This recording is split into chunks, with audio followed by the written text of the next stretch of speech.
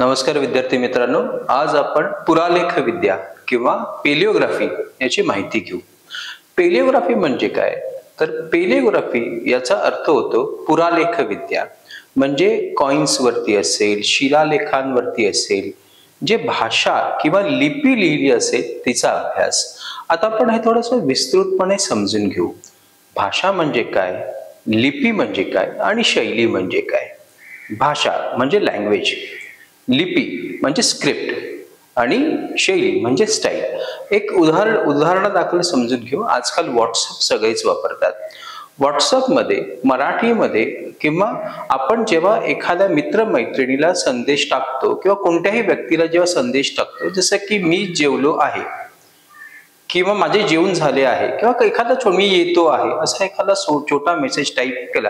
आजकाल काय होतं, मुलं जो मेसेज आहे तो मराठीमध्ये असून ठीक आहे, तो टाईप इंग्लिश मध्ये करतात। मी जेवलो आहे, मी जेवलो आहे हे इंग्लिश मध्ये टाईप केलं जातं अनेक वेळेस। मग याचा संदर्भ घेऊन भाषा म्हणजे काय, मी जेवलो आहे ही काय आहे, ही भाषा। भाषा काय आहे, मराठी।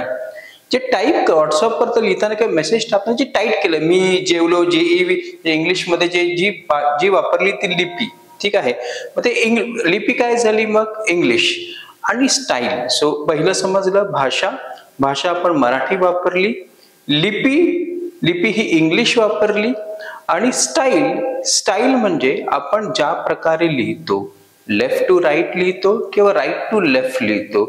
आपण जनरली मराठीतून लिहिताना लेफ्ट टू राईट लिहितो किंवा इंग्लिश मधून लिहिताना लेफ्ट टू राईट लिहितो, काही उर्दू मध्ये लिहिताना राईट टू लेफ्ट लिहितो। सो याला म्हटलं जातं स्टाईल। थोडंसं आपण याला थोडं विस्तृतपणे समजून घेऊ।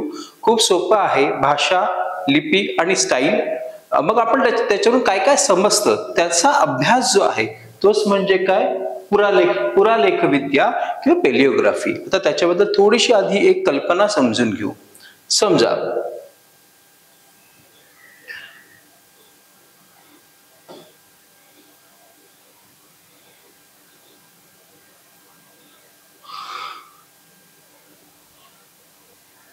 हा नाणकशास्त्राचा टॉपिक आहे, पण समजून देण्याकरता आपल्या समोर एक कॉइन आहे, हडप्पा मधील एक कॉइन आहे। हा आपण बघितला तर हा एक शिवाची मुद्रा आहे, ठीक आहे, एक कॉइन आहे। आता याच्यावरती अनेक प्रश्न येतात। जेव्हा नाणकशास्त्राचा स्पेसिफिक अभ्यास करू तेव्हा याचा उपयोग काय होत होता, ते कशाचे बनलेले होते कॉइन, कोणत्या देवता आहेत। आता याच्यामध्ये सर्वात महत्वाचं काही असेल तर ते म्हणजे याच्यावरती लिहिलेली हे जी लिहिलं आहे, ठीक आहे, ही जी भाषा लिहिली आहे। तर मगाशी म्हटलं 3 टप्पे आहेत। भाषा, ही भाषा समजते का?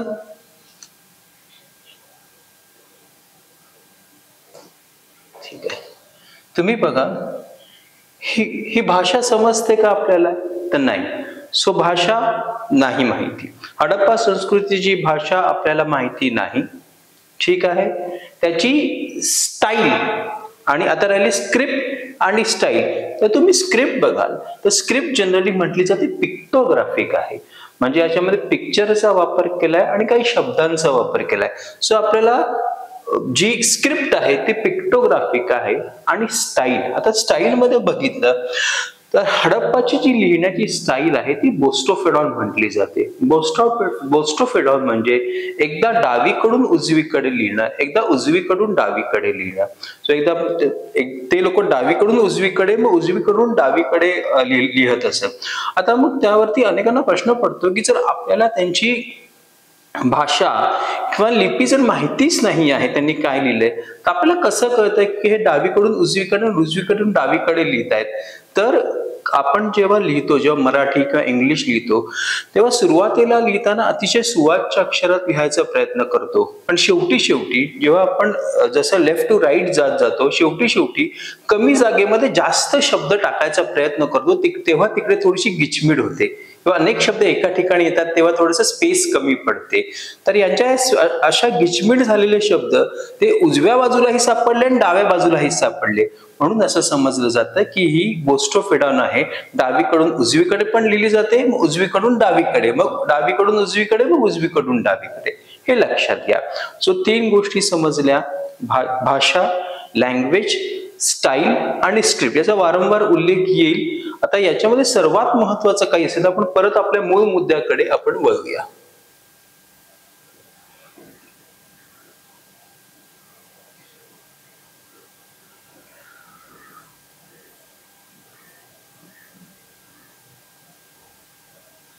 तर पुरालेख विद्या मगाशीच म्हटलं भाषा, लिपी आणि शैली. आता या भाषेवरून किंवा लिपीवरून किंवा शैलीवरून आपल्याला अनेक गोष्टी समजू शकतात. याचं उदाहरणादाखल आपण सर्वात पहिला जो एखादा शिलालेख घेऊ किंवा स्तंभलेख घेऊ ते म्हणजे अशोक. अशोकाचे स्तंभलेख किंवा शिलालेखाचा अभ्यास केला तर आपल्याला पुरालेख विद्या सहज आपल्याला समजू शकेल आणि मग बाकीचे जे मुद्दे दिले आहेत त्याचं सुद्धा आपण विवेचन करू.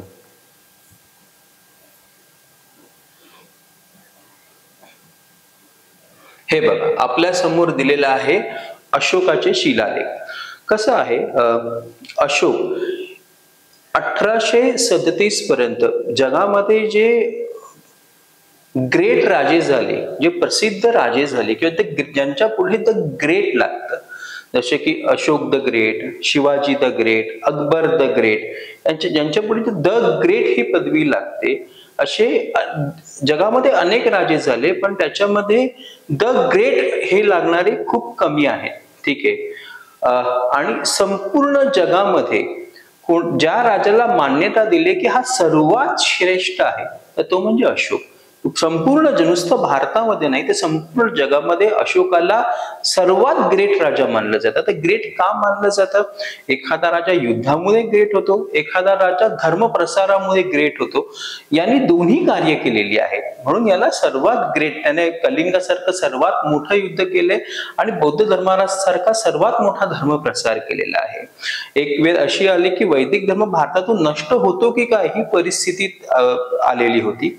आता मग हा अशोक राजा आहे. याने आपलं त्याचं साम्राज्य अफगाणिस्तानातील खोतांपासून दक्षिण भारतापर्यंत त्याचं जे साम्राज्य पसरलं होतं, पूर्ण दक्षिण नाही, दक्षिणची 4 साम्राज्य त्याच्या हातामध्ये नाहीयेत. जेव्हा अशोक करू तेव्हा त्याच्याबद्दल अजून जास्त माहिती घेऊ. पण त्याचं जेवढं मोठं साम्राज्य आहे, त्याने कलिंग युद्ध केलेलं आहे, त्याचे साम्राज्य तिथे तिथे पसरलेले आहे. तिथे तिथे त्याने काही लेख किंवा काही पिलर हे याच्यावरती काही लाईन्स लिहिल्या. जसं की तुमच्या समोर आहे बघा एक पिलर. हा जो आहे तो अशोकाचा पिलर गणला जातो. ठीक आहे. तर अशोकाने त्याने काय केलं, त्याला सुद्धा मन की बात करायची पण त्याच्याकडे रेडिओ नाहीये. तर तो काय करतो आहे, तर त्याला जे लोकांना सांगायचंय त्याने त्याच्या एका पिलर वरती काही ठिकाणी 13 किंवा काही ठिकाणी त्याने 14 लाईन्स लिहिलेल्या आहेत. आणि मग त्याच्यामध्ये त्याला काय काय सांगायचं आहे तो सांगतो की जसं की उदाहरणादाखल पशुहत्या करू नका, मी 2 मोर आणि 1 हरिण खातो पण पुढे जाऊन ते बंद करीन. तर तो असंही सांगतो. गुरुजनांचा ऐका, आई वडिलांचा ऐका, माझ्या शेजारची 4 राज्य, दक्षिणेतील 4 राज्य कुठची आहेत, केरळ पुत्र, सतीपुत्र वगैरे याच्याबद्दलही तो माहिती देतो. 5व्या इन्स्क्रिप्शन मध्ये किंवा 5व्या लाईन मध्ये तो धर्म महामात्राबद्दल, त्या धर्म महामात्र जो लोक नैतिकतेने वागतायत की नाही हे बघण्यासाठी एक अधिकारी नेमला, त्याची माहिती देतो. 13व्या शिलालेखामध्ये किंवा 13व्या इन्स्क्रिप्शन मध्ये तो कलिंग युद्धाबद्दल माहिती देतो. तर लक्षात घ्या त्याने अशा पिलरवरती एक पिलर तयार केला आहे आणि त्या पिलरवरती 13 लाईन्स. आता तो पिलर कसा तयार केला, तो कुठून आणला, तो उत्तर प्रदेशामधून खाणीतून आणला, मग तो अफगाणिस्तानमध्ये, पाकिस्तानमध्ये, दक्षिण भारतामध्ये तो कसा पसरवला, हा एक वेगळा चर्चेचा विषय असेल. जेव्हा ते स्पेसिफिक आपण करू तेव्हा आपण त्याच्याबद्दल ही माहिती घेऊ. पण आता सध्या चर्चा करताना आपण फक्त त्याच्या लिपी आणि भाषेचा आपण फक्त हे करू. आता आपण ज्या अशोक राजाला आज जगामध्ये मान्यता मिळाली की हा जगातला सर्वात ग्रेटेस्ट राजा आहे. या ग्रेटेस्ट राजाबद्दल भारतीयांना 1837 पर्यंत काहीच माहिती नाही. 1837 मध्ये जेम्स प्रिन्सेप या व्यक्तीने अशोकाच्या शिलालेखावरती लिहिलेली ब्राह्मी लिपी वाचली. आता परत एकदा लक्षात घ्या, अशोकाने हे जे शिलालेख, स्तंभलेख, गुफालेख म्हणजे काय, गुफेवरती लिहिलेले लेख. स्तंभलेख म्हणजे काय, एका स्तंभावरती त्याने स्वतःचे लिहिलेले 13 लेख. ठीक आहे. केव इन्स्क्रिप्शन आहे, पिलर इन्स्क्रिप्शन आहे. ठीक आहे. आता लक्षात घ्या, आता याच्यामध्ये कसं आहे की अशोकाने हे जे आपले जे विचार मांडलेले आहेत लोकांनी वाचावे, याच्यामध्ये भाषा कुठची होती, तर भाषा आहे प्राकृत. भाषा कुठची वापरली तर प्राकृत. लिपी कुठची वापरली आहे तर लिपी आहे ब्राह्मी, खरोष्टी, अरमाईक आणि युनानी. या 4 लिप्या त्याच्यामध्ये त्याने वापरल्या आहेत. सो भाषा मगाशी प्राकृत, लिपी अरमाईक, ब्राह्मी, अरमाईक, खरोष्टी आणि युनानी.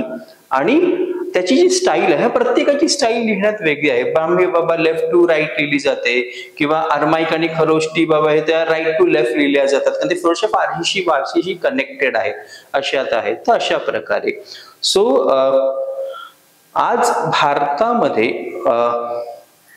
सध्याच्या भारतामध्ये जेवढे अशोकाचे शिलालेख, स्तंभलेख, गुफालेख सापडतात ते सगळेच्या सगळे ब्राह्मी लिपीत लिहिले गेलेले आहेत.